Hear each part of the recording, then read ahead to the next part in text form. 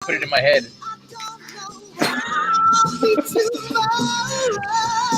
This is the Ezekiel 1 song. my tin cup too. Can't get my coffee either. Are y'all picking that up? I'm picking up a frequency here. I feel like Randy Quaid in Men in Black. Not Men in Black. Was it Independence Day? The abductee. They did experiments on him. Oh, that movie's so bad and good at the same time. That's a great movie. I love that movie. Everybody at Heroes of Fantasy always made fun of me because I love that movie. And anytime there would be like an Independence Day toy or something, like Solomon, got your toy. The one where the alien opens up and there's another one inside. Yeah, the alien opens up. Yeah, that's the classic. Whenever you see an alien, that's not the alien. You're looking for the little guy inside the alien.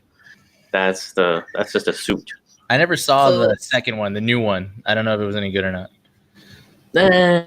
I mean, it was kind of cool to see, like, kind of be back in that world, but it's forgettable. If you didn't have Jeff Goldblum's dad losing it that he was going into space.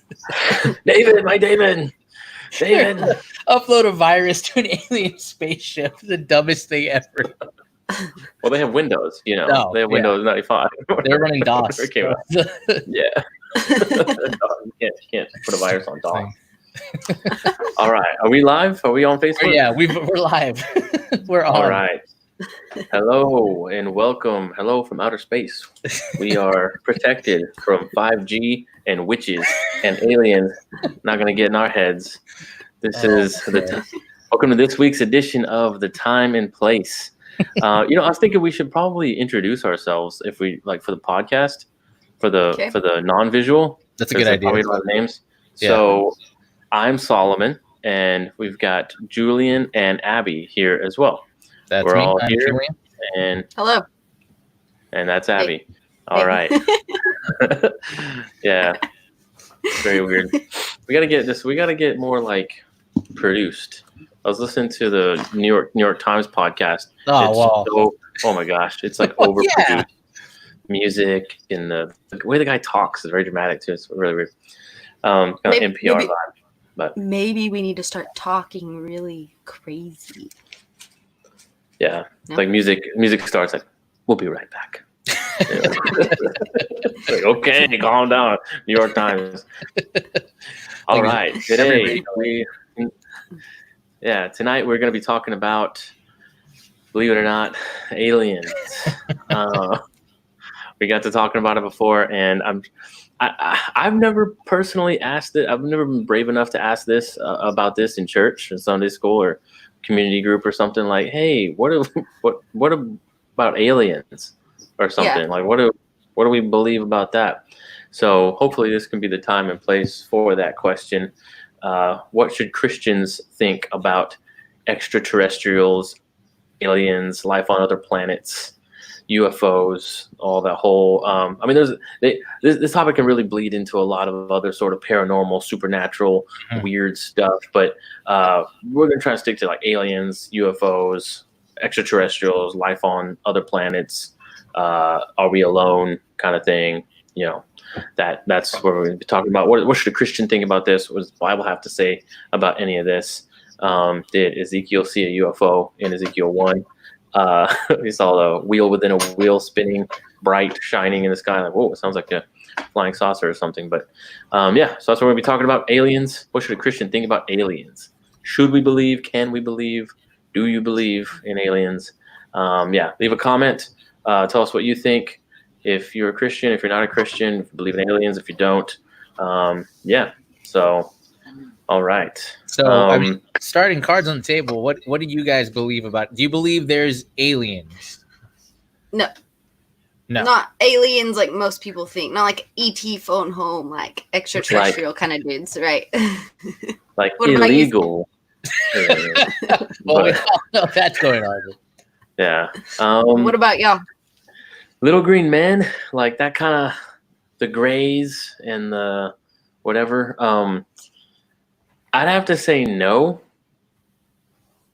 I can't exactly articulate why necessarily, but I just feel like it's 2020, and if there was, something like, so as far as like what do I believe? I would say no. I think it would be really cool. It's really entertaining. I grew up like a sci-fi Star Wars kid, like totally loved aliens and science fiction and space. Me and my friend tried to write like a science fiction novel. Yeah, I mean, it's just I'm a Star Wars guy. Yeah, so I love all that stuff. So it was like any UFO side or anything was like, oh man, what if like that could be like, whoa, that would be really cool. Or there's other aliens, whatever. But I don't know. Deep down, it's like I really don't think so. Someone told me when I was a kid, like because I kind of asked about this stuff when I was a kid, and they're saying like if there was life on other planets, God would have said something about it in the Bible, or we would have some kind of understanding biblically about creation, him creating man, him creating animals, our planet, other planets, the stars in the sky. You maybe wouldn't have mentioned it in the Bible. That was kind of how it was always to me, and I guess that was always kind of good enough of like, well, that's true. I guess there's no life on it. Yeah, I always had the same kind of attitude. Like I was really intrigued by aliens and the idea of other planets and other things like that, but I never believed it. Like even when it was like hard camera footage, I was still like, yeah, but it's probably not. There's probably not aliens. So I just there's never hard camera footage. I don't know, man. That's my big problem too. The Air Force. It's always some grainy radar light in the skies. I don't know what I'm looking at. It looks like a piece of fuzz on the screen. I don't even know what I'm looking at with these videos of UFOs. I think they like our hats. I think we should do this every week. Every week. Yeah.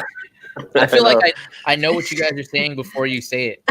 I feel like I'm getting the same wavelengths. My Wi-Fi is better right now. Also, no getting lag. a tumor. Getting no lag, Abby. You're like actually not breathing. Yeah. It's a Wi-Fi extender. Yeah, it's 5G on your head. Yeah, exactly. I mean, I've never. What you, Julian? What do you think? I don't think there's any life anywhere else but here. Like, I think I was telling you this weekend. There's this thing called the Fermi Paradox because we were talking about it. Oh yeah. So the Fermi Paradox is basically this idea that Enrico Fermi, who worked on the Manhattan Project, super smart physicist, he did the math and he was like, okay, for all the stars in the universe that are similar to our sun, with all the planets that are similar to Earth, if the universe is infinite, there should be life on other planets. There's no reason that there shouldn't be. And given the number of them and how many years we've been around, they should be sufficiently advanced to contact us, but they haven't. So why? That's the paradox. Like there should be, but we don't have any evidence. And his conclusion was either they don't exist, they don't want to contact us, or they did exist, but any civilization that gets advanced enough destroys itself. So all we would have is like the remnants of their society. So scientifically speaking, there's no reason that there shouldn't be alien contact, but there hasn't been at all. Yeah. So that's where it gets weird. I'm pretty sure my stepbrother believes that Elon Musk is an alien from the moon. And he came to teach us. Well, I mean, the way he talks, I can kind of see it. He always looks like he's processing. He's always like, no, my stepbrother. It's computing. Yeah, right. It's like he's downloading before he answers. He really does take. It takes like 10 seconds. Yeah, to answer the question. Very strange. And I don't know if it's the language barrier. He's got that look about him. He's just weird. But Zuckerberg kind of looks like an alien too. Oh my god, he really does. I've seen his lizard eyes come through. Yeah. Oh, man. So Sezin fought with an alien or a ghost. Yeah, I saw that. I see that. I'm actually a flat earther. Oh, jeez. Did I say your name right? Did I say your name right? I don't know. I love how I'm rolling my eyes at a flat earther with a tinfoil hat on my head. Well, this is just sensible. This is just a precaution. This is science. And my phone reads my thoughts all the time. I can't guarantee that nothing else is either. Oh yeah, we're gonna get a bunch of ads for tinfoil on our Amazon and stuff. Facebook's gonna come up with a bunch of Reynolds Wrap is gonna bombard our social media. Oh man. So none of us believe in aliens, like little people that live on other planets, right? We're on the same page there. I don't want to say aliens, dude. but That guy is my favorite. favorite. I've been on Ancient Aliens since it started. That guy is my favorite. If you watch it from the beginning, you see the progression. Like he had normal hair, and then every season it got a little bigger. It was like watching an evolution of a Pokemon, how they like get bigger. The next level. Yeah, like Super Saiyan. Yes. Got the Super Saiyan. I didn't realize how much of Ancient Aliens actually was into so many, including my own, so many people's belief system about aliens. Like I've never even watched the show, but for some reason, in my mind, I think I thought that aliens had to have helped build all these crazy structures, which I guess originally came from that show. Right. And I just had never really watched it. But I've always said, like, Ancient Aliens is crap. I just never really realized that that's where that all came from. So, well, the first time I heard that theory about everything was in a comic book. Do you ever read The Eternals, Solomon? No. So it was a Jack Kirby thing he created in the 70s. Yeah, that's like a old thing, right? Yeah, that's a new god, right? Or like, yeah, exactly. It was exactly like that. Aliens came to Earth and they created the Eternals, and they also created the Deviants, and they helped make mankind. And that was the first time I ever heard that. They tampered with DNA. So then when I saw Ancient Aliens, I was like, I've heard this before. What is it? And then it was like, oh, it's a comic book thing. But apparently Kirby got that idea from Zachariah Sitchin, like the expert, the guy who made the ancient astronaut theory. So it's been around since like the late 60s, early 70s. Oh, yeah. Sitchin, he has those books, right? Yeah. Where it's like Chariots of the Gods. He like really started all the ancient alien stuff with like the Sumerian hieroglyphs, whatever, those pictures that showed like a 9-planet solar system and stuff. Right, yeah. Like all those weird. The technology and all that stuff. Yeah, well, have you seen those pictures of like of a person inside some kind of like spaceship thing that was etched on the side of a wall? I've seen the ones that are like figures that look like a space helmet, where it's like eye-opening, but it looks like a helmet. I've seen those. Yeah, well, there's like ancient like carvings of what look like a guy in an astronaut suit in a little pod of some kind. It's like, what is that? Like, what? That's 1,000 years ago.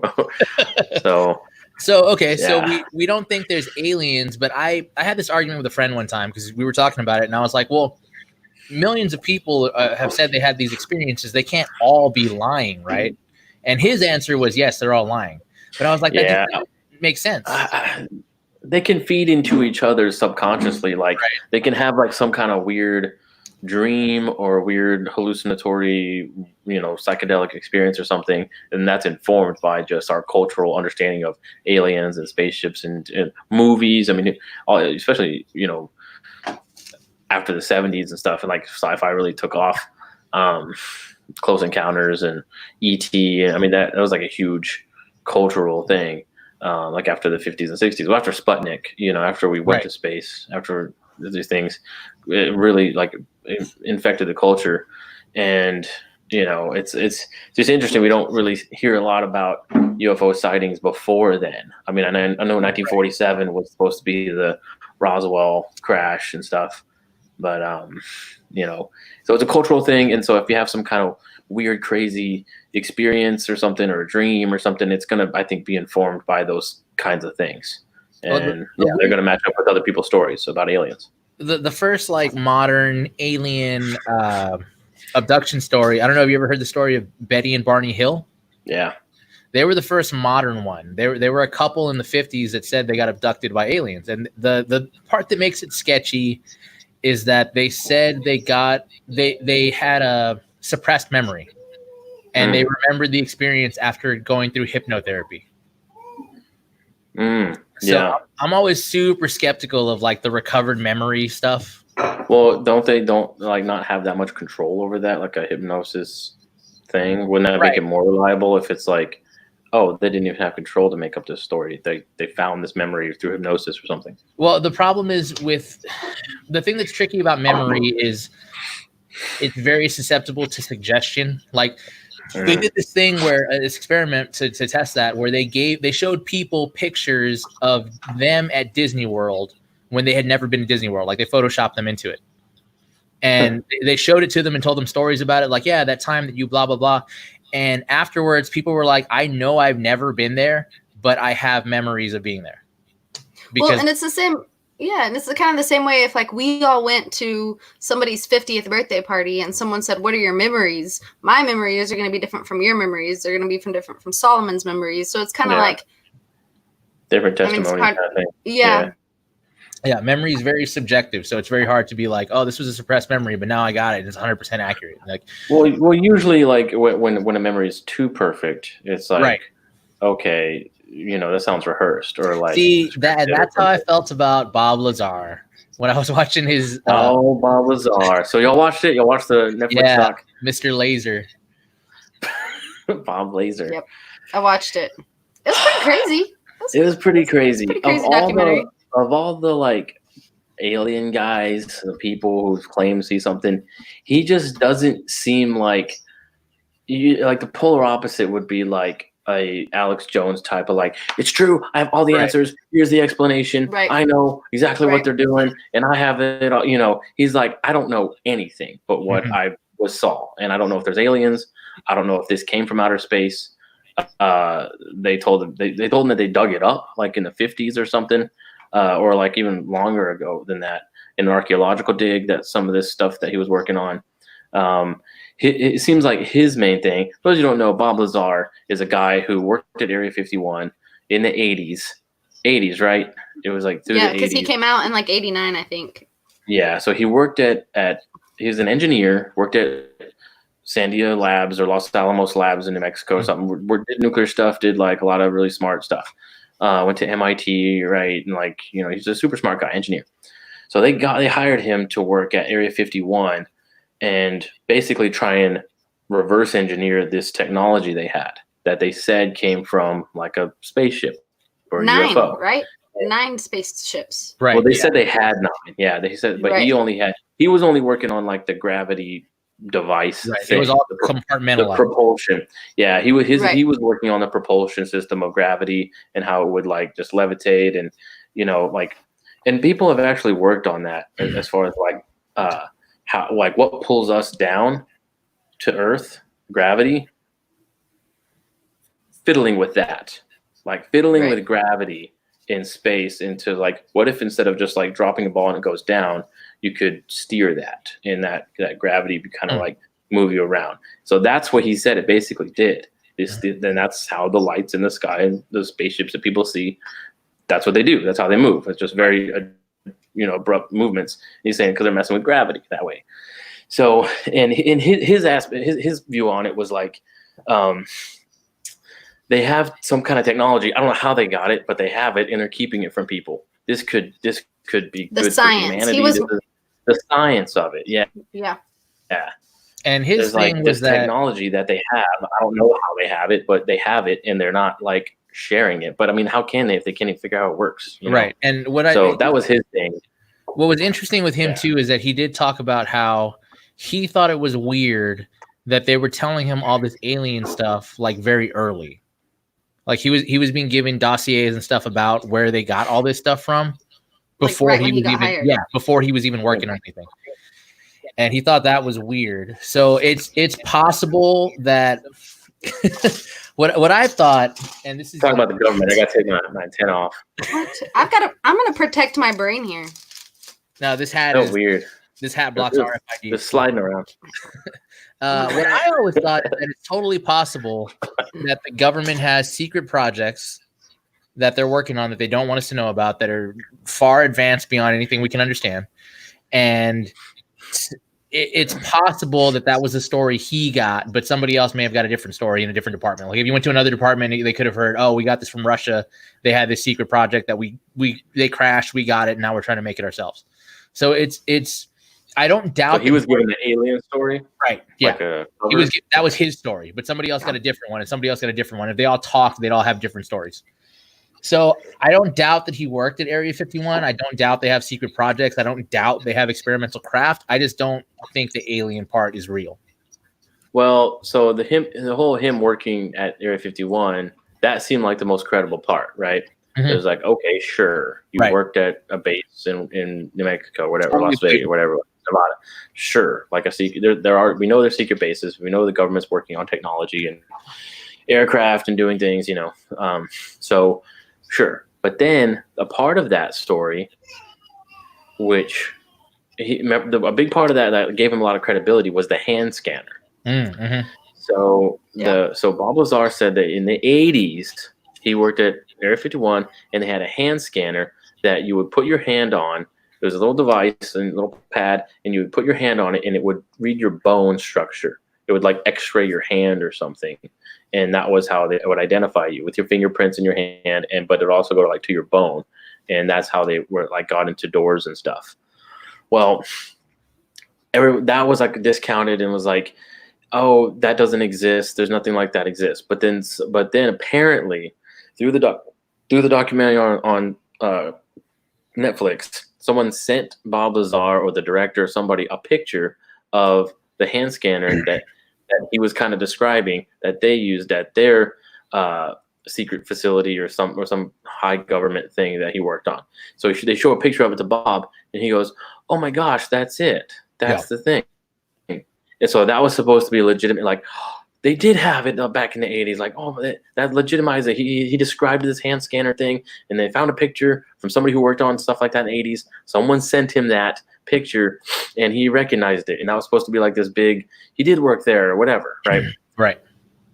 Well, it turns out that hand scanner that he saw, a picture he saw, was in a movie from 1976, 1977, Close Encounters of the Third Kind. So, and in that hand scanner that they showed him that he recognized is in that movie that came out about a decade before. So, yeah, I don't know if he's lying or if Close Encounters used a real hand scanner for the movie 10 years before Bob Lazar worked at Area 51. It was supposed to be advanced in the 80s. Apparently it was in a movie from the 70s. So I don't know. That was very like, what? This guy's full of crap, And that was a big, like, at least for me, like, how much else is he shrugging off and like playing as like, yeah, I did this, I did that, or I don't know. But he also doesn't seem like a guy who wants attention, and he could have a lot of attention if he wanted it, but he like doesn't. And so he's accepted no money apparently. Again, allegedly, he's accepted no money from any speeches or writing he's done on this. Anybody gives him money, he gives it immediately to like some science charity fund or whatever, science foundation. So I don't know. This seemed to have like really ruined his life, all the publicity. You can't really do anything else job wise or whatever. But I don't know. It just seems like a very weird thing. You just believe it, you don't believe it.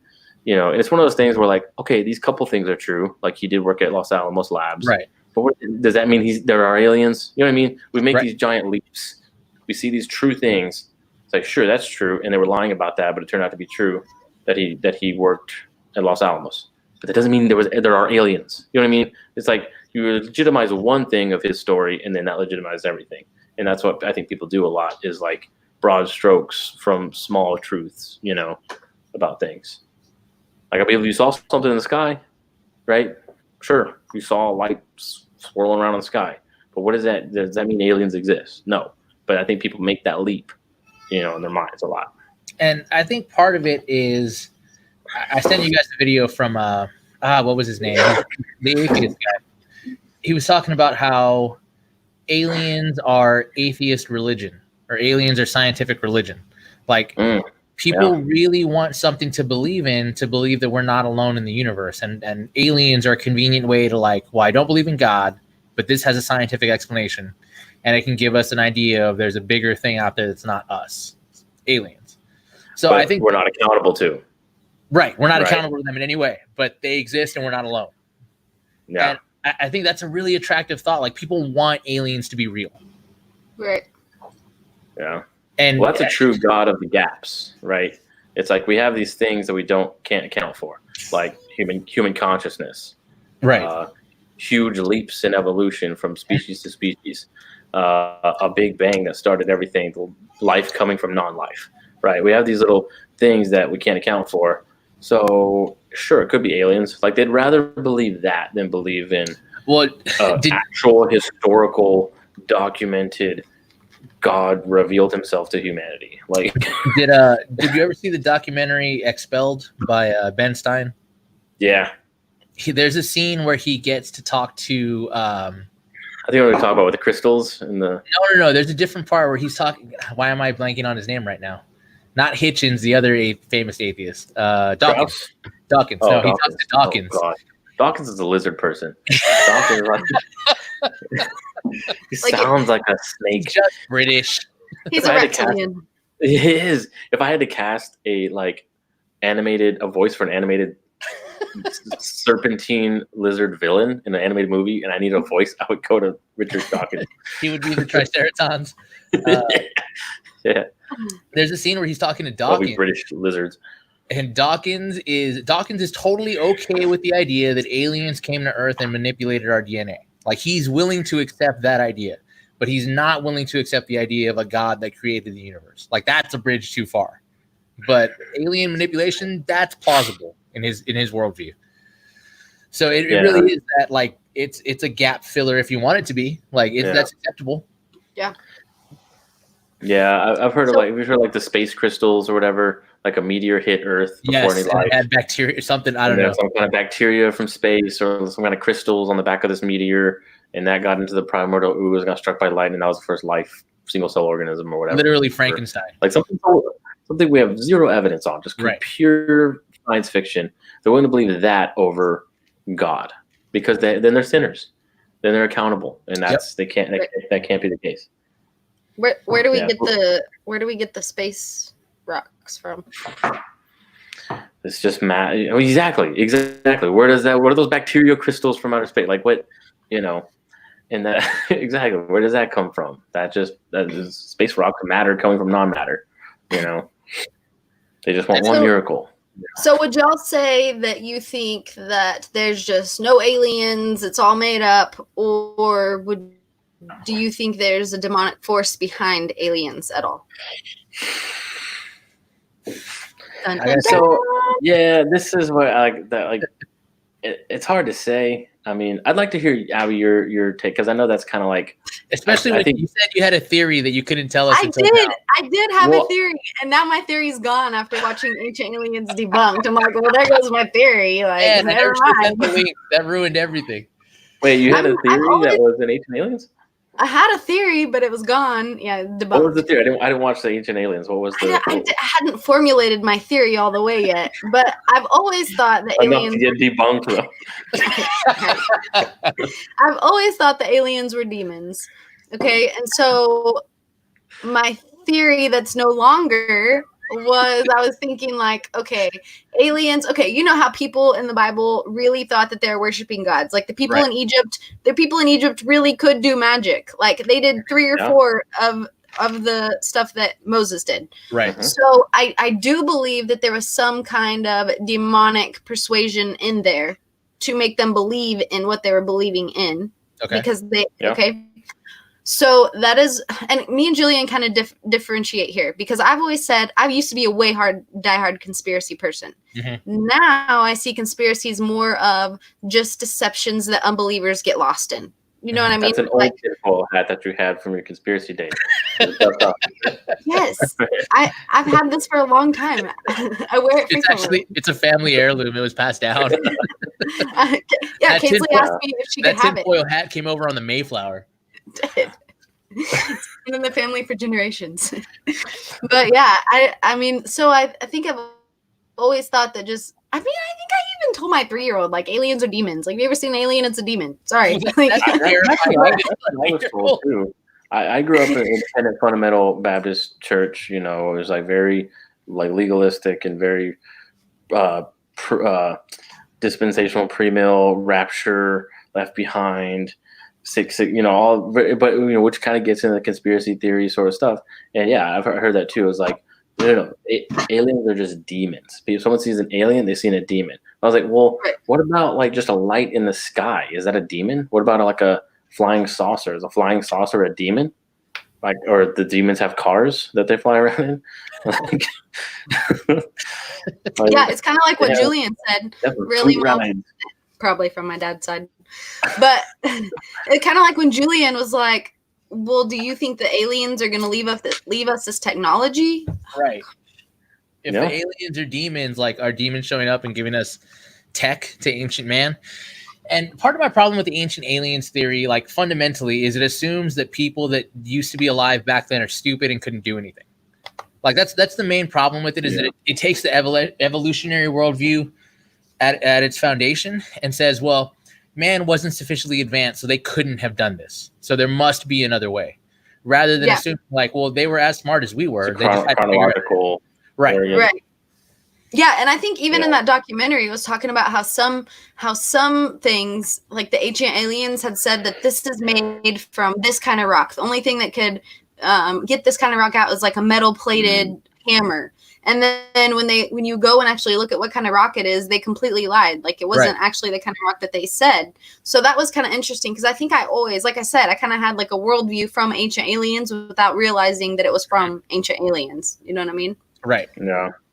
So, but I don't want to discount. I don't want to discount everybody who said they've had an encounter, because, okay, for instance, ghosts. I think ghosts are probably demonic.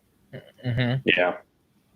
Aleister Crowley, his first demon looked a lot like an alien.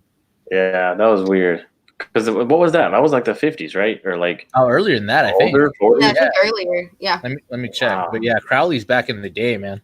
Yeah, that's weird. Yeah, I didn't know that little sketch he drew. And yeah. And that same that as Lam. Lam? Lam, Lam or Lamb, I don't know.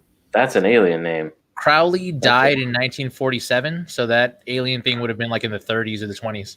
Gosh, so that was like, wait, he died in 1947? Yeah. Same year the aliens crashed at Roswell.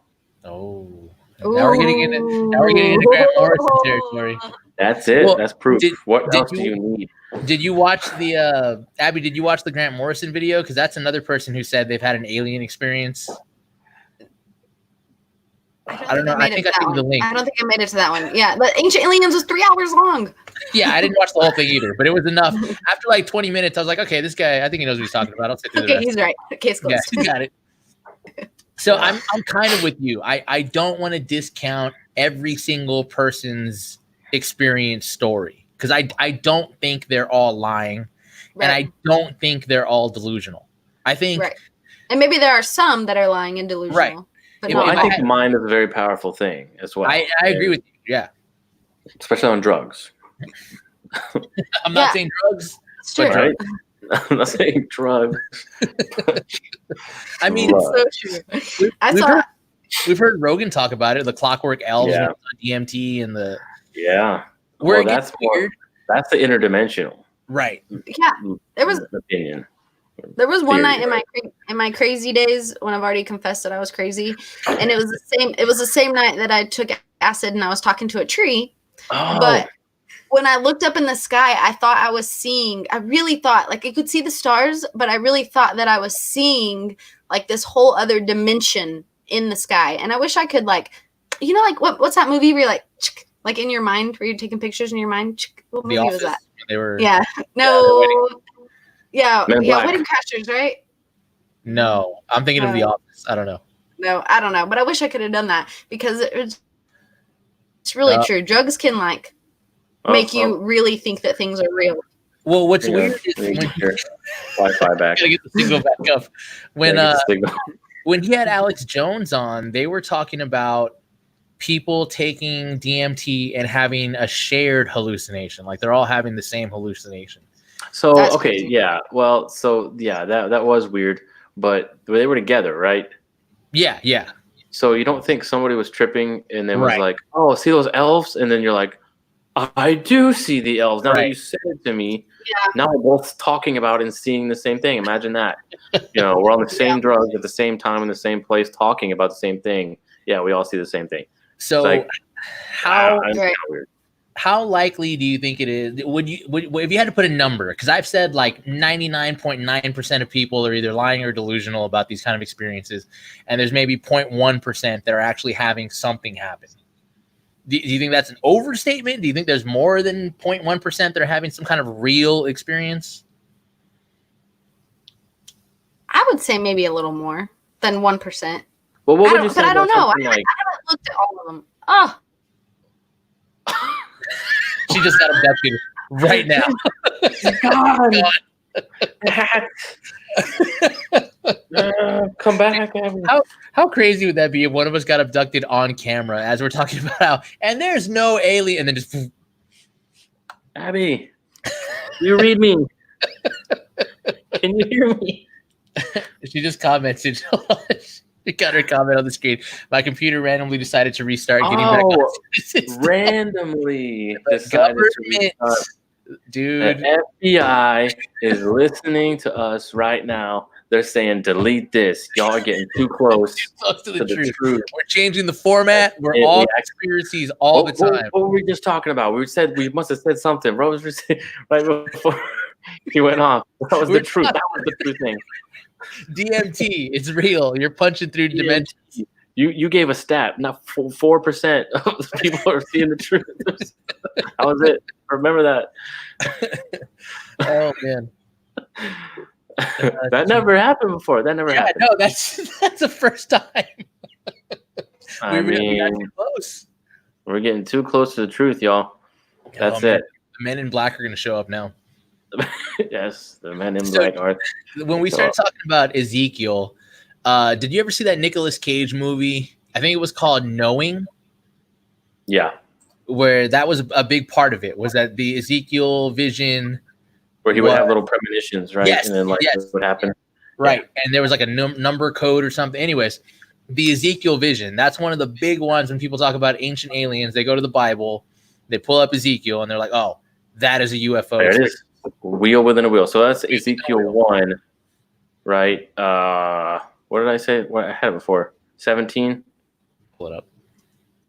As they moved, they would go in any one of the four directions the creatures faced. The wheels did not change direction as the creatures went. So 21. When the creatures moved, they also moved. When the creatures stood still, they also stood still. And when the creatures rose from the ground, the wheels rose along with them, because the spirit of the living creatures was in the wheels. So there's a part before, though, in Ezekiel 1 where he talks about, like, kind of describes the wheels. And he says that they were gleaming like barrel with a Y. Gosh, I had it. It's the one I posted. Yeah, it's each appeared to be made like a wheel. So verse 16, this is the appearance and structure of the wheels. They sparkled like topaz, and all four looked alike. Each appeared to be made like a wheel intersecting a wheel. So it was like a ball. So it was like I thought it was like wheel and then wheels, two like spinners, like rims, you know, on your wheels. That's how I've always understood. Spinners on your wheels, right? on your rims. But it was intersecting. It was like a ball. Right. Well, yeah, like crossed like this. So there's one going this way, one going this way, but they don't change direction. They just go wherever they go. They go up, they go down, they go over. And then he talks about a dome being over them. Yeah. So the drawings and models that I was seeing is like the dome over them is the mothership, and then they drop down, and this is his experience. And there's a lot of that. I've seen the Isaiah vision too, talked about as an alien experience in the Bible, like the presence of the Lord filled the temple and the four living creatures. It's always the four living creatures. It always comes back to that. Yeah. Well, Ezekiel and Daniel, there's a lot of like revelation in that, in the beasts and the creatures that he sees, and a lot of the apocalyptic kind of hyperbole, you know, in the destruction in Ezekiel 30 or 31, the destruction of Egypt.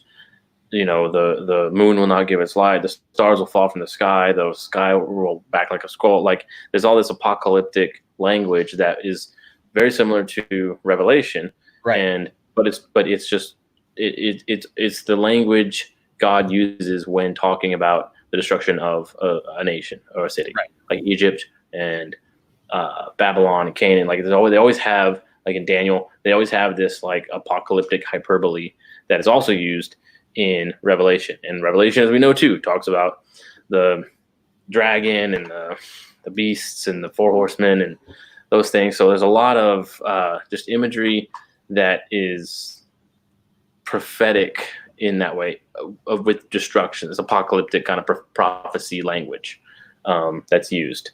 So I think metaphorical. I think, a lot of people don't have a problem seeing the Ezekiel and Daniel prophecies as metaphorical. Like they don't believe the stars really fell from the sky in the destruction of Egypt, right?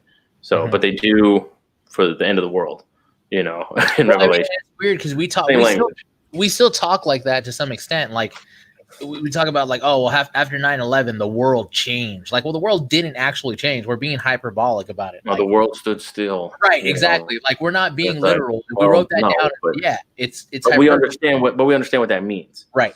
Exactly. Right. And yeah, I think that's what we're seeing in Ezekiel. I don't think he was like tripping balls and like saw interdimensional elves in their wheels. See, I've always taken it as he had a vision in the spirit. Like he wasn't. I don't know if Ezekiel, like the Lord actually came down on his throne to meet Ezekiel, or if it was like kind of like a Paul thing where he's like, I went up to the third heaven. And I don't know if it was real or in the spirit, but I know I was there. One of those kind of experiences. Yeah, and yeah, I mean, we're talking about visions and stuff, and it's not. It has meaning. It's not literal, but it does have true meaning. But we don't like to talk about the Bible that way because I feel like a lot of people think if you don't take it literally, you're saying it's not true. Yeah, which that's not. Yeah. What we're saying. I always like Doug Wilson's take on that, where he said, I don't believe the Bible is 100% literal, but I do believe the Bible is 100% true. Right.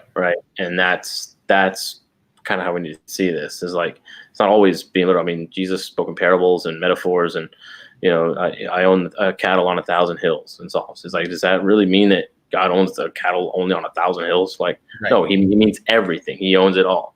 It's like wherever you look, I own that. So yeah, a lot of metaphorical language is that. So yeah, so when Ezekiel sees these wheels in the sky, that keep on turning. I have the notes. Let me see. Yeah, the complex structure of their wheels is difficult to envisage, though something gyroscopic seems to be suggested. And then beryl is a crystalline mineral found in different colors. So that's what so in 115 through 21 is what he's talking about. I looked in the living creatures. I saw a wheel on the ground beside each creature with 4 faces. This was the appearance and structure of the wheels. They sparkled like topaz. All 4 looked alike. So that's what I read before. The rims were high and awesome, and they were 4 rims were full of eyes all around. So that's a really weird description. The 4 wheels had eyes all around. Like, what does that mean? Well, it's like, so the note on this from the ESV Study Bible talks about verse 18. It says, the wheel's eyes should be understood metaphorically and as related to the gleaming beryl, or perhaps protruding gemstones. Okay. So, I can see that. Right. So you see a bunch of gemstones. It looks like a bunch of eyes, protruding. Well, it sounds weird too, because we try to contextualize it with our modern framework as opposed to like him trying to describe something in a way that his readers would understand it, like for them, I'm sure that idea of gemstones protruding to look like an eye was not a foreign concept when you were used to seeing religious imagery, but we have a sci-fi context. So we try to put it into that context. Like, how does it make sense to me? Yeah. And I don't think anybody reading this at the time would have thought extraterrestrial life, other life forms from another planet. Well, I mean, they would have had a concept of planet. Right. Yeah. They would have had no framework for that idea at all. So, okay, let me ask this. Obviously, we believe in a spirit realm. We believe that there's a world. I don't know if I'd call it a world outside of ours, but another dimension where there's the spirits. Dimension. Yeah. We believe in the spiritual dimension. Yeah. Right. They're living and active and they interact with us from time to time, but not always. Do you think, obviously, they can come through to our side? Do you think we can punch through to their side? I don't know, man, because like what really got me thinking about this, and I haven't done any research or anything, but especially when like Joe Rogan talks about his psilocybin DMT his trips, you know, and this is the case for everybody. And talking about the pineal gland and how that is something everyone has. Right. And when someone takes DMT, the drug, the drug is not altering their mind. It's so apparently we have there's a chemical in our brain that when it hits the pineal gland in our brains, it causes psychedelic trips. You freak out, and that's tripping. That's the thing. What psychotropic drugs like DMT is, so it's like a chemical coming in to try and hit our pineal gland, right? What the DMT does is just takes away that inhibitor. So our natural chemicals from our brain go to the pineal gland. And that's what makes people like trip out and freak out. So it's not something coming into their brain and doing it. There's an inhibitor from a chemical that's trying to hit our pineal gland, always, not trying to, but like it's just there. It's waiting to hit. The psychotropic drugs just take that away. And then the chemicals can actually hit the pineal gland, and that's when people freak out and stuff. So so Abby's, and I've heard this too, that it's the same chemical that you release when you dream, and also when you die. When you die, yes, that's the other one. Oh, she's back. How was Alpha Centauri? Yeah, tell us about what do the interdimensional elves want? Give us the truth.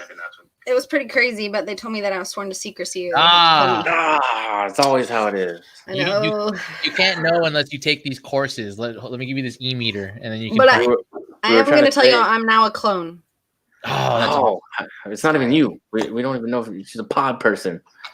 So where it gets weird a little bit is when people do come back with like messages from the aliens. That always gets a little weird because it seems to be kind of universal as far as what they're all saying. Yeah, what they're all saying. And it's always something like it's like a message of future peace and prosperity through alien human partnership, if that makes sense. And it's always the idea of like, well, you came from us. You're one of us. Like the one I've listened to the most times is the Grant Morrison story, because it's the best, because it's so out there. Grant Morrison, if nobody knows, he's a comic book writer. Yeah, go ahead. He also claims to have summoned the spirit of John Lennon. So take that where you will. But yeah, it's impressive. He wrote a song. He wrote it. Yeah, he played it. Yes, John Lennon, the ghost of John Lennon, gave him a song, and he played it once. It's not a terrible song. I don't know if it's Beatles worthy, but it's not terrible. It's called Helter Skelter or something. Well, that was the old. I don't know if you ever heard this. I read this in a music magazine that Zeppelin used to talk about how they wouldn't write their songs so much as dictate, not dictate, but automatic write what was dictated to them. That they would. Yeah. They called it oddly enough, they called it an elf. So. Whoa! What? Yeah, true story. Oh my gosh! I know, right? But see, that gets put out there. I know. And then someone trips, and it's like, and their subconscious remembers Led Zeppelin talking about elves giving them songs, and like, well, yeah, because when you take DMT, it releases oxytocin, which is what makes you dream, right? Mm-hmm. So if you hear about little elves, so if you hear about little elves, then I mean, I could see how you could trip about little elves. Right. It's already in your mind, so that's what you're dreaming about, essentially. Right. But okay, so let's go down that hole a little bit. So your theory, and I'm willing to go like halfway with you, is that alien encounters are demon encounters. Yeah, I think that some of them are. I agree with you too that some of them are probably made up and fake. Okay. But I think, yeah. So I mean, is there any? Do we have any like? In my mind. Do we have any biblical precedent for that kind of thing? Because biblical experience with demons are always like clear and precise, and like this is a demon, this person is possessed, or this person is oppressed, and this is what it is. It's never right, but it's not like that anymore. I mean, Right, how why? many people That's go the around question. saying I have demons? You know what I mean?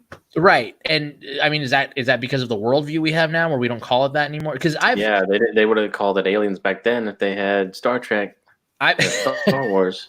I've They don't heard have that. I mean, that's a good point. I've heard somebody say before that like there was a theory proposed that like maybe some people that we call schizophrenic are demon oppressed, and we're just saying they're schizophrenic when it's not quite that. On something like that, I could believe that because it tends to never be good. The voices in their head, like of schizophrenic people, apparently, as far as I understand, are never good. It's never like, hey, go help these poor people. It's never, it's always to hurt yourself or hurt, and it's like that's an evil element there. Right. Sure. Or worse. When I told y'all last week when I had to go to the pavilion and there was a guy who was schizophrenic, and I'll remember this for the rest of my life because I remember I sat down and I talked to him, and he was as normal as could be, had a complete normal conversation with me. I'm like, I wonder why this guy's in here. Well, then he gets up. He's like, I'm going to take a shower. I'll be back out here in a little bit. Because like I said, we all had to be in the same room. And so he gets up and goes to take a shower. He comes out pissed, like grabbing chairs, throwing them at us because the people in his head told him that we were all talking about his package size and we're saying that it was really small. And he really I mean, I know it's funny, but he was hardcore, pissed off. Insane. Like, I mean, from one like normal dude, just like to completely flip the switch. Yeah. But it's true. Like you never hear of a schizophrenic person who is like, wow, hey, this is my nice personality. I'm gonna love everybody. Like it's never like encouraging. That. Yeah, it's never encouraging. It's never like you can do it. Or like, Yeah. So while you were off, we were talking about the possibility of punching through to the other side, right? Like if it's interdimensional. So like we're talking about, as Christians, we believe in a spiritual realm, in an earthly realm, and so it's different realms, different planes of existence, of reality, what was there any punching through of that, or visibility of that? Like, because Crowley summoned a demon, so do we really think that he broke through to the other side? Like the portal got open and he was able to talk to somebody who was from over there. Like a demon? Possible? Y'all don't think it's possible? I don't know. It's possible. Yeah, I think so. And I mean, did y'all hear that? We do, but it's yes, I do. What is it?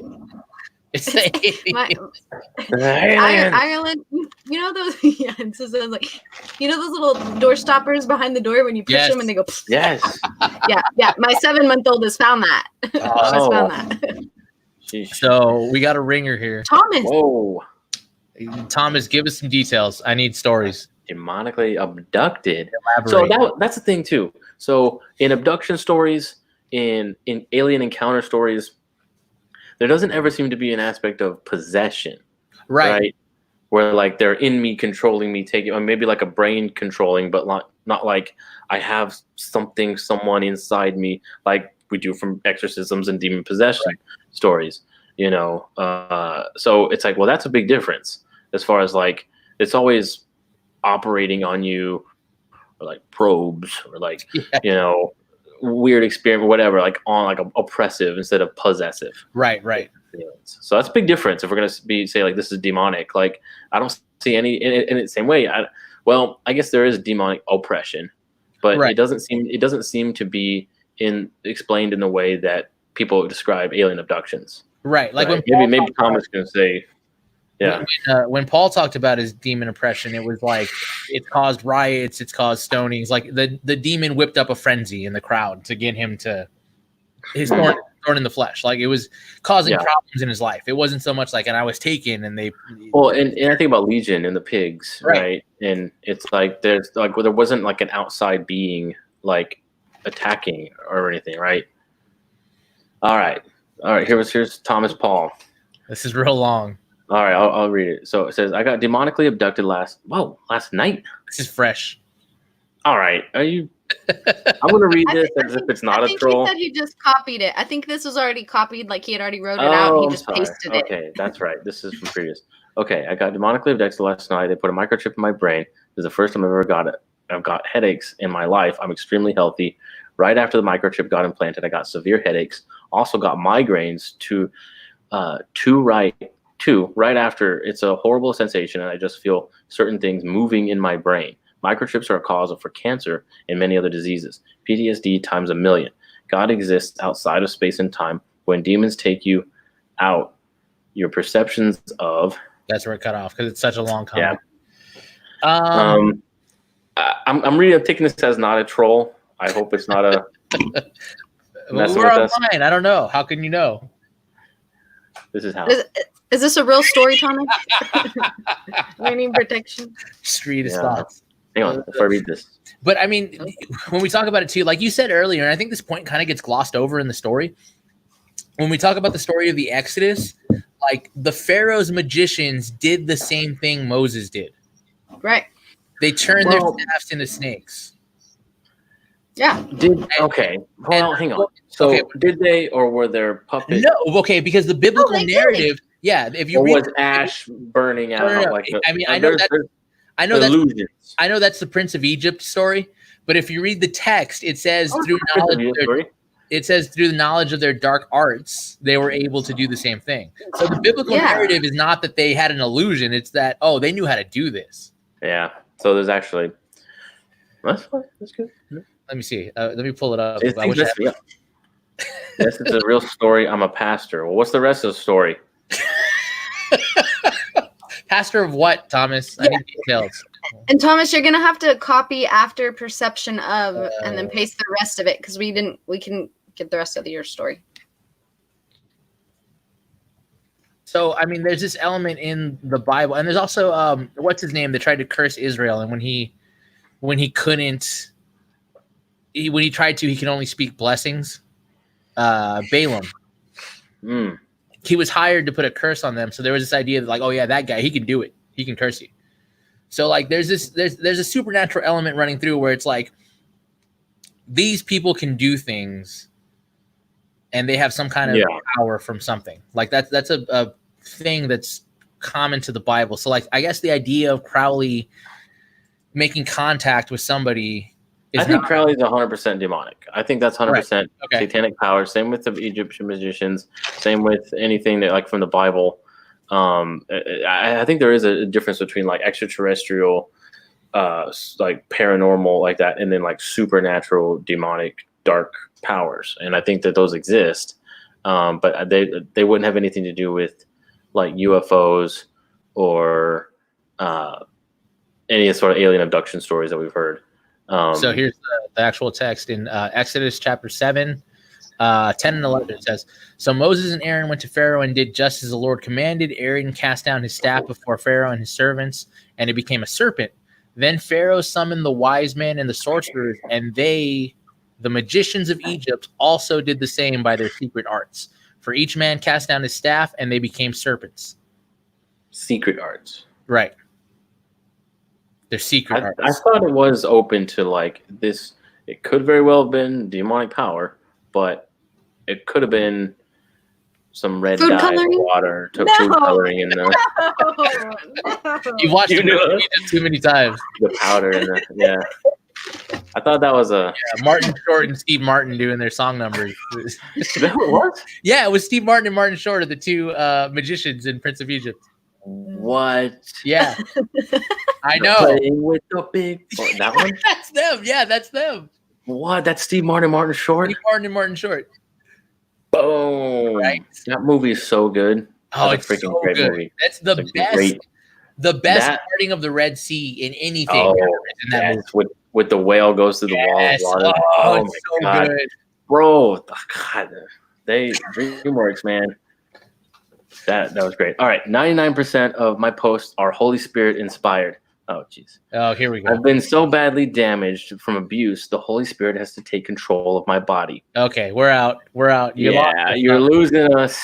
You're on a reform podcast. You got a doubting Thomas. God isn't a liar, so I wouldn't call him a liar. Just be careful what you say about God's prophets. A stern rebuke. Well, I mean, if it wasn't Hebrews, if I ever meet a prophet, I won't. So. So perceptions of time is completely different. So much for being raw, vegan, and living forever. LOL. I wouldn't even wish this on my enemies. Is there any pastor I can talk to that's familiar with this? This is beyond crazy. I'm about to break down or something. I don't know. I mean, I would do research and look into Desiring God.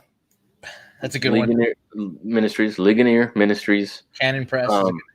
Canon Press Ministries.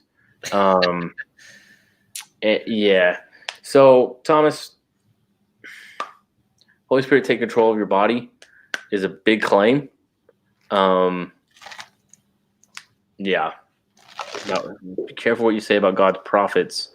If you're talking about Ezekiel, we're commenting on theories that we believe to be false that people take from Ezekiel 1 about what he saw, right? We don't believe that he saw aliens, but people do.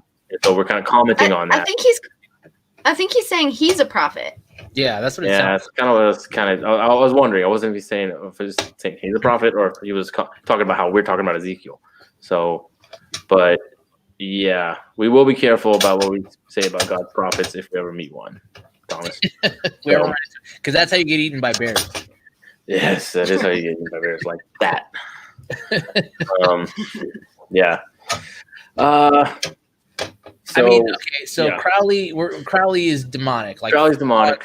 Right. Yeah. Aleister Crowley. So you think his demon story is like legit? Like he really did meet a demon, talk to a demon, and all of that good stuff? I don't know much about it, but I don't see any reason to doubt someone like Aleister Crowley spoke with a demon. Like he was a bad dude. Right. Yeah. Yeah. All right, Thomas, we're gonna put you on standby. So my thing too is the UFOs. We're seeing some kind of craft. Yes. Like people like, but my big problem with that is it's always like I don't even want to consider any of the videos I've seen or photos or anything because 99% of them are fake, and the 1% is like a grainy radar infrared blip. Like that Tic Tac. Have you seen that Tic Tac one with the fighter pilots off of the coast of California or somewhere? And they saw it and they chased it, and it's like, okay.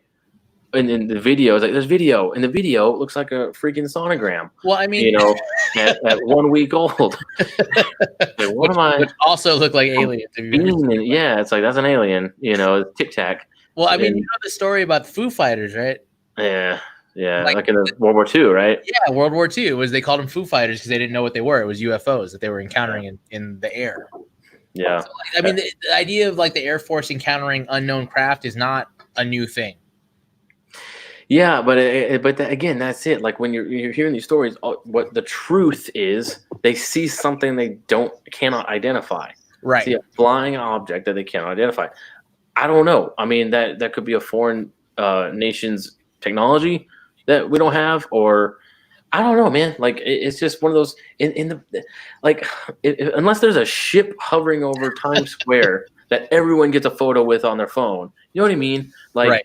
It's always like one or two people saw this for 5 seconds, and I believe they saw something, but who knows? Like there's nothing to even like start to create any sort of rational theory on. And a lot of people believe that Project Bluebeam was created to fake an alien invasion. Project Blue Book is a different thing than Project Bluebeam. Right. Yeah. Solomon's not in the fringy world. You got to fill him in because he doesn't know what's going on. I'm correcting Blue Book and she's correcting Blue Beam. We're talking about two different. Explain Project Blue Beam for people who don't know what it is. Yeah, let me make sure my hat's on really good now. Okay, so Project Blue Beam. Yeah, you better put yours on for protection. Yes. So they believe that it is almost like this huge what do you want to call it, where you can like portray 3D images to where it looks like like holographic images. Yeah. Oh, okay. So a lot of people projector like Tupac. She froze. Let me feel that they've created this Project Bluebeam. Yeah. I know. So Project. Okay, go so ahead. a lot of people think that they've created this Project Bluebeam Oh, I see what you're saying. to make this what did I say? Not hieroglyphics. Holographics. Yeah. Of this alien invasion It's Watchmen. to start the one world order. It's Watchmen. To make everybody go into this one world government, one world religion, end times, mark of the beast, everything like that. So here's my problem with that. What you just described is literally Watchmen, but it's also an episode of The Outer Limits called The Architects of Fear. Oh, that Outer Limits. Dude, I love The Outer Limits and The Twilights, both. They're great. So there was this episode of The Outer Limits called The Architects of Fear. They didn't use holograms, but the idea was to fake an alien invasion to get people to sign up with a world united government for world peace. Right. Yeah, that's it. That was in 1960 something on The Outer Limits. That was a TV show back then. That was also Watchmen that came out in the 80s.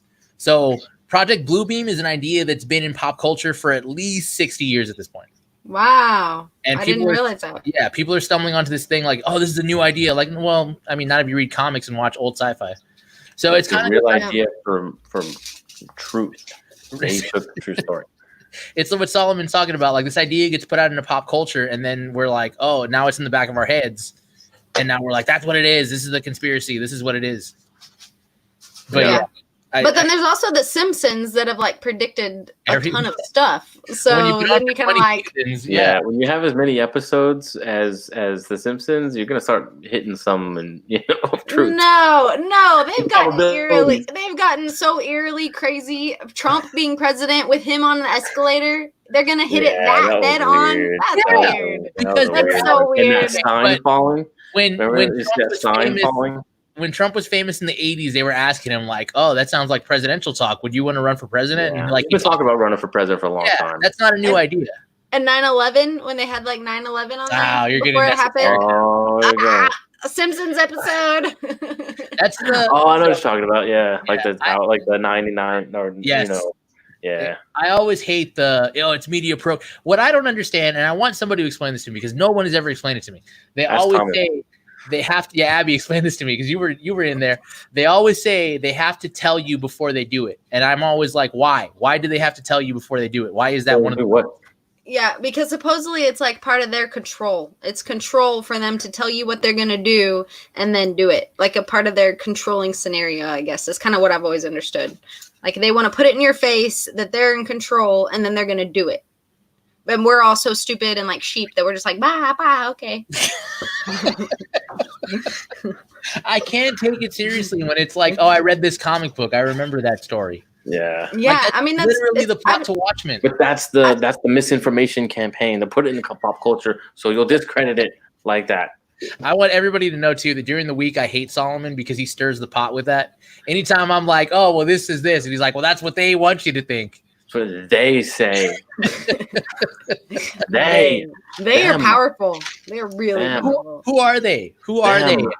It's them. People. God, and sign me up because I'm ready to be part of them. Right? Yeah, that's where you want to be. You want to be them. Parties, man. Everybody cool is at those parties. I don't know because those are like those Jeffrey Epstein parties. Like, well, that's a different party. That's them. That's is that them. That's them. A pedo island. That's them. Pedo island, where the aliens also land and give them secrets. Exactly. They killed Jeffrey Epstein. The aliens killed Jeffrey Epstein.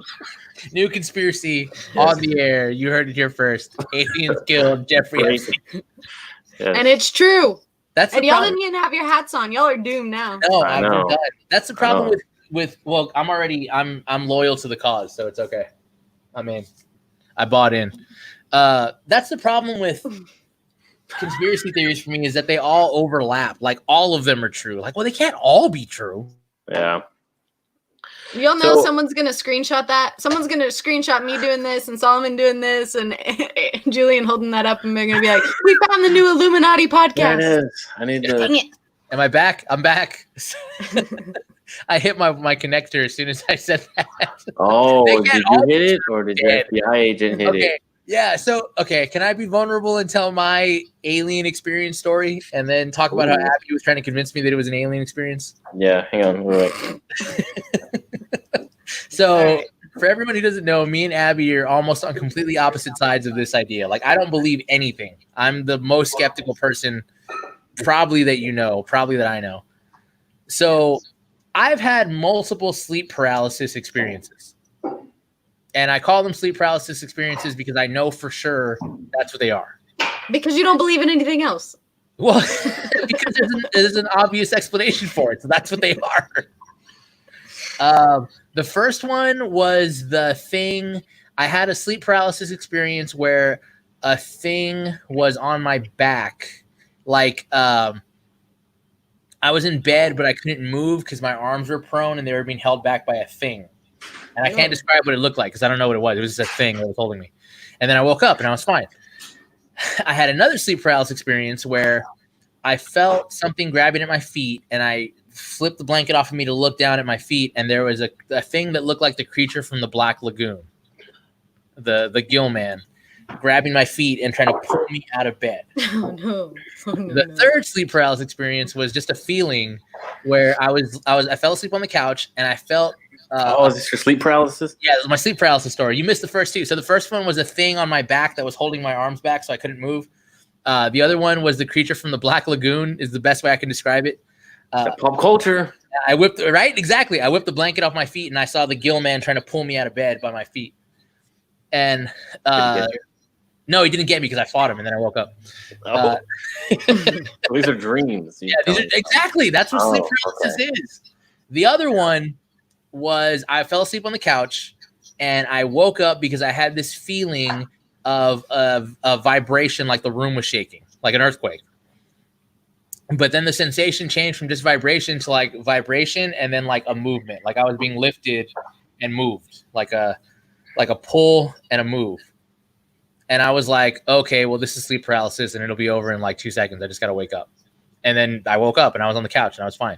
So these are all just naturally explained sleep paralysis, which I think is like 99% of alien abduction stories. It's just sleep paralysis. They're just imagine that cranked to like 11. Right, exactly. Right. If you're already susceptible to these kind of things, like you already think they're real, you already believe in aliens. Like if you have a sleep paralysis experience, you're like, I for sure was abducted. Yeah. Right. But what about people that are awake that aren't asleep? But that's what sleep paralysis You is. are awake. It's that state between being awake and asleep. Your mind is awake, but your body isn't. Yeah, and it's feeling weird, different things. Like I've heard that. That's a very common thing of like you're completely awake, but you cannot move your body. Right. But not only that, there's often a feeling of someone standing over you, or like sitting on your bed, or like some kind of presence there. When you're completely awake and but you cannot move. Right. And yeah, I've never experienced that. I know it sounds terrifying. That sounds so terrible. But it's a very common thing. That's actually really bad. It's really bad until you know what it is. Once you've done it like once or twice, you're like, oh, it's sleep paralysis. I'll be fine. Even with the presence? Because there are people that can like control their dreams too. Like my aunt is able to like, control her dreams. Lucid dreaming? Yeah. I've heard of that. I don't know. I'm skeptical. But I mean, imagine that. Pardon me for having a discerning eye.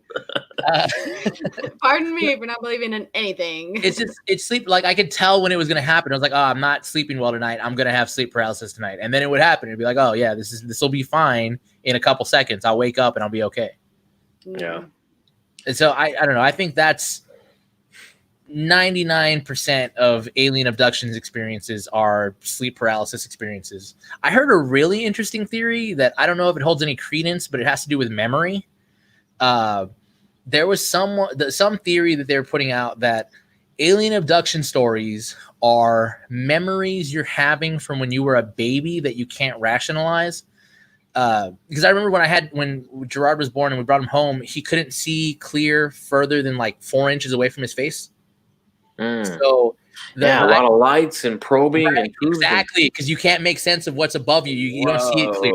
So it's like, oh yeah, that's an old memory that you're having again. You just can't contextualize it in your modern self because your rectal thermometer is the. Yeah, but if that's true, then we can go into so many like other deeper things about like circumcision when you're a baby, like the crying out method. That might be true. Yeah, the aliens circumcised me. I want to hear that alien. Bunch of Jewish aliens. They've got the curlies. Some Torah observant aliens are like, they've got the little hats. Oh my It's like God. it's a tiny tinfoil yarmulke. Oh goodness. Oh, it's terrible. Oh man. But I mean that kind of makes sense, right? Like that idea of like, oh, when you're a baby, Yeah, that would make sense. right? Yeah. I think there's You a have a brain. Right. You're experiencing this thing. You don't remember it, but it's like, well, it's still happening to you.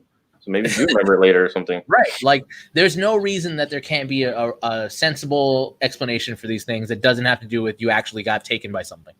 So what do you mean? You mean that your memory remembers it when you were little and then you dream it? Yeah, you're having a memory from when you were a baby of like a hospital when you're first born or something, or And like you can't see clear, and there's just lights and people over you that are grabbing at you, and they have big hands, and you're like, oh, what's happening? You're and big scared. heads. Yeah. That would be crazy if someone could like scientifically prove that. Right. When we can That's study weird. memory. Yeah. I mean, but it makes sense. That totally makes, especially when you know, like, oh, your baby can't see clear more than 4 inches from his face, so everything looks blurry to him all the time. Yeah, the lights and stuff. Like you look weird always. So my thing too is like I think every evolutionist should 100% believe in aliens, Right. because that fits the formula. Is there are other planets that have been around for as long as ours has, and Right. and very Earth-like planets that we can to a pretty large degree determine that used to have water. Right. Right. So, okay, you're talking about they should have some sort of life, not human beings, not But exactly all the flora and fauna that we have on this earth, but there should be something, or at least the remains of something, right?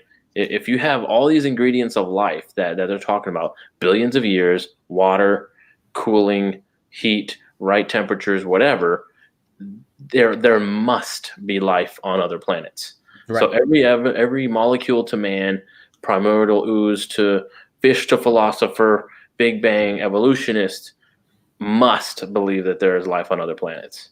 And where are they? We got a lot of planets. Right. As old or older than Earth, with certain temperatures, certain conditions that may or may not have had water, that may have not had other things. Like that's the ingredients of life of some kind. I'm not saying all our zoological, animal kingdom. I'm talking about something. But even there then, like, must be something. the modern infinity theory is that everything that happens again because the universe is infinite. So if we're taking that, there should be other beings like us that are intelligent and capable of communication. Well, okay, so I mean that gets into like the physics, theoretical physics of like universe after universe or something like Right. or like the accordion expanding and Right. big banging and in black holes and stars, supernova kind of thing, which we don't have. I don't think we would have. I don't think we can have evidence or something like that of another universe or an alternate universe, or universe before ours or after ours. Like all the understanding we know is that the universe had a beginning, right? I mean that's what the Big Bang is, and so, but I guess that was Stephen Hawking's thing. That was his first theory, right? That everything had a beginning, but then he was like proven wrong or something in that, or he proved himself wrong in that, and that it didn't have a beginning or something, or didn't have to have a beginning or something like that. I can't remember all his theories of black holes and stuff, but yeah. Anyway, I think that like we have a creation account in history in history, in the Bible, in Genesis, in the beginning, God created the heavens and the earth. Like we know that, and He created life on earth, and He breathed life into man. So I think as far as we're talking life on planets, we have an account for that in the Bible, and that is where we should find our truth for that. And I think if there were other civilizations, other sort of beings they must have been created in the image of God, right? So I think we would have had some kind of understanding from the Bible of those other planets within our universe, within our reality, in our realm. I'm not talking about angels. I don't talk about demons and on the spiritual realm. I'm talking about in our reality, in our realm, other living beings on other planets. That's what we're really talking about. Right. So, because we believe there are different types of beings, right? Angels, there's God, there, Right. so there's glorified state and not, so there, new kingdom, we believe that there are different levels of different dimensions, different planes of reality, different realms, right? But we're talking about life on other planets within our universe, within our reality, within our realm. And I don't think we as Christians have any business putting any sort of real stock in that, because it would have been mentioned in the Bible. I think it would have been mentioned in the Bible if there were other sentient beings on other planets. They would have been accounted for in the creation story somehow. And what's kind of crazy is when you get into that religiously, that's where you get other religions. Like Mormonism is all on board with the idea of other beings on other planets. Mormonism is Battlestar Galactica. Yes, literally. It was written by a Mormon. Mormonism. Battlestar Galactica, like in the 70s, was written and created by Mormons, and it is a Mormon gospel. I don't know how well known this is to people, but like Mormonism fully believes that God was an alien. He was a guy from another planet who became a god. Well, from a previous planet. So not a previous planet, a different planet. Well, in the pre-existence. No, not in the pre-existence. This is where it gets weird. So, because Mormons don't believe that God created, they believe that God organized. All the matter of Earth already existed, and He put it together. Yeah. So we existed in the pre-existence, but He was a guy. Yeah, he was a good organizer. Right. Well, He elevated man. So their big phrase is, as God is, as man is, God once was. As God is, man may become. Right, but they have a literal. That's a Mormon doctrine. Right. Kyle's right here too. They also believe Satan and Jesus are brothers in the pre-existence, as all of us are with them. Mm-hmm. Yeah. But they have a star like God. And that we're his literal offspring, literal with children, goddess wives. Yes. In pre-existence. Wow. And you know what's weird? I've heard Dr. White talk about this, and it's bizarre. He says that when two Mormons are like really good friends, sometimes they'll say like, "I think we had the same heavenly mother because we're so close. We must be like that related." You ever see The Master, Philip Seymour Hoffman? No, I've never seen it. I really want to, but I haven't seen it. Bro, you got to watch that. That's more Scientology. But that's the same idea too, like alien gods and. Well, he tells Joaquin Phoenix like, I know you from somewhere. Don't I know you from somewhere? And then like, and then he keeps saying that, but it's like, and then he's like, I finally know where I know you from. We were in the Prussian War together in 18. And it's like. It's a really weird cultic supernatural. But it gets into that weird. Other religions have that element of like aliens and other beings from other. What's weird too is that Mormonism has a multiversal cosmology, because there's an infinite number of gods and there's an infinite number of universes with infinite numbers of gods. As many people, right. There are gods. Conceivably, if the whole world was Mormonized, we'd all become gods. We'd all have our own planets. Yeah, it gets weird, man. We'll do Mormonism. We got to do one more. Yeah, a full deep dive on Mormonism. When me and Heather were doing one of these, we really wanted to get a Mormon to come on, but I don't think it's possible to get to have a Mormon come on. And not after this episode. Are you telling me we're lacking credibility now? I refuse. Maybe a little bit. Maybe a little bit, but all right. So what do y'all think? What's y'all's final word on this? So that's my kind of final word is like creation story would have accounted for some sort of sentient life on other planets. We don't have any explanation in the Bible. There would be, I think, there's a demonic element to a lot of these things of abduction and stuff for sure. Mental, maybe psychotropic drugs. Yeah. There's a lot of explanations other than other living beings on other planets for sure. Right. Definitely. That's kind of my final word on it. And I'm with you. I'm with you as far as that goes. Like the universe, I don't think we understand this. The primary function of the universe is to declare the glory of God.